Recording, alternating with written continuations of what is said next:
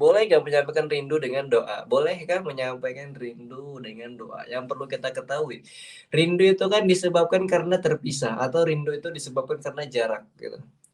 Jarak yang jauh kemudian bukan, awal mula daripada rindu itu kan gara-gara cinta dari sebuah perasaan. Orang kalau udah cinta, perasaan sudah saling satu, perasaan sudah saling nyambung, dipisahkan oleh ruang dan jarak gitu. Maka bakal timbul yang namanya di situ adalah rindu. Ini kita ambil konteks baik ya, bukan konteks yang pemuda-pemuda lah. Saya takut di sini. Konteksnya itu adalah ibu dengan anak ketika anaknya tuh pengen masuk ke ma'had, anaknya tuh pengen masuk ke pondok pesantren. Berapa banyak air mata tetesan seorang ibu yang mengantar anaknya itu ke pondok pesantren. Itu karena apa? Ya orang kalau udah cinta, orang kalau udah sambung perasaan, perasaannya itu sudah saling mewakili gitu. Ditinggalkan akhirnya dipisahkan karena jarak dan ruang dan jarak. Akhirnya apa yang terjadi? Ya wajar tetesan-tetesan air mata itu yang terjatuh. Makanya ada meme-meme itu yang mengatakan kalau hujan 99 hujan itu 99% 1% adalah 1% adalah air, tapi 99%-nya adalah kenangan. Di luar yang hujan tapi pipi-pipinya yang basah. Karena kebanyakan prime time orang itu mengenang seseorang atau merindukan seseorang itu ketika hujan gitu. Nggak tahu kenapa tapi memang begitu. Bahkan saya juga pernah kayak gitu ya. Rindu gitu, rindu rindu sama orang rumah gitu. Tapi ketika prime time itu ketika hujan. Kalau panas jarang. Kalau malam kadang mungkin overthinking nih pakainya gitu. Tapi ketika hujan siang-siang, hujan gitu, hujannya lebat gitu ya. Wah, itu udah paling syahdu itu untuk merindukan seseorang. Mungkin di antara kita ada yang sama gitu. Karena tadi diawali dengan rasa cinta yang akhirnya mewakili satu-satu sama satu dengan yang lainnya perasaan, akhirnya dipisahkan dengan ruang dan jarak yang sudah timbul membuncah yang arti namanya. Cuman yang mesti kita pahami ini catat teman-teman ya.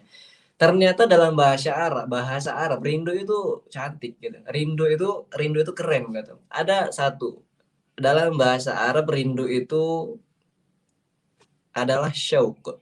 Maka sya titik tiga syauq. Di satu sisi bahasa Arab duri adalah sauq. Maka satu pakai syauq, satu lagi pakai sauq. Ternyata kalau kita paham, kalau orang itu udah saking rindu kepada orang yang dia rindukan dengan cara yang salah, rindu kepada orang yang salah itu bukan menghadirkan yang namanya kebahagiaan, akan tetapi timbul lah di situ yang namanya duri. Duri itu gimana sih? Duri itu ya bakal menyakiti kita katanya. Duri itu adalah apa-apa yang bisa menyakiti kita, apapun itu, baik itu kaki ataupun itu ke tangan. Intinya duri itu kalau kita kenal adalah tajam, benda tajam gitu. Ternyata syauq itu rindu, kalau syauq itu artinya duri. Kalau kita terlalu merindukan seseorang dengan cara yang salah kepada orang yang salah, maka siap-siaplah kamu bakal merasakan namanya keperihan karena kamu telah merasakan syauq, telah memberikan syauq yang salah kepada orang yang salah. Nyambung ya, keren ternyata. Bismillah.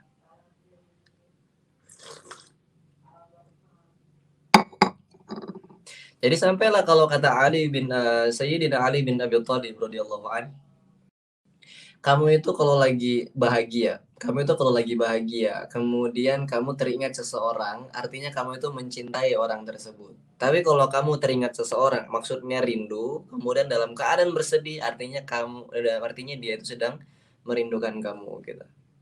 Artinya dia itu sedang mencintai kamu. Pernah nggak sih kalau kita paham betul, kalau kita ambil konsep perkataan ya, Imam Ali bin Abi Thalib. Kadang-kadang ini kejadian anak muda gitu. Maaf kita agak melenceng ya, anak muda gitu ya. Anak-anak muda itu kan kalau dia dalam keadaan pertama kali merasakan cinta, Insya Allah, cinta monyet gitu. Soalnya namanya itu hambat, ketertarikan.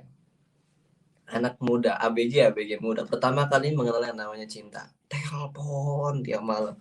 Isi chat itu kalau nggak mau, bahkan isi namanya itu di pin gitu pin atas kalau di WhatsApp gitu. Jadi pokoknya itu dikabarin, kabarin, kabarin, kabarin.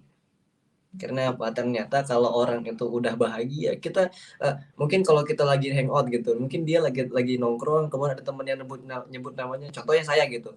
Saya dengan istri saya, contoh ini paling gampang ya. Saya dan istri saya itu dalam keadaan pacaran. Pertama kali pacaran, itulah konsepnya itu sebelum menikah. Ketika saya nongkrong, kemudian ini kita ambil contoh Bang Rian nih, kemudian ngomong sama saya, bro, Aisyah gitu. Ya kita bakal berbunga-bunga gitu ya. Ketika namanya disebut atau ketika sosoknya itu langsung terbayang depan kita, kemudian langsung kita berbahagia dan kita teringat dengan dia. Itulah yang kata Ali bin Abi Thalib.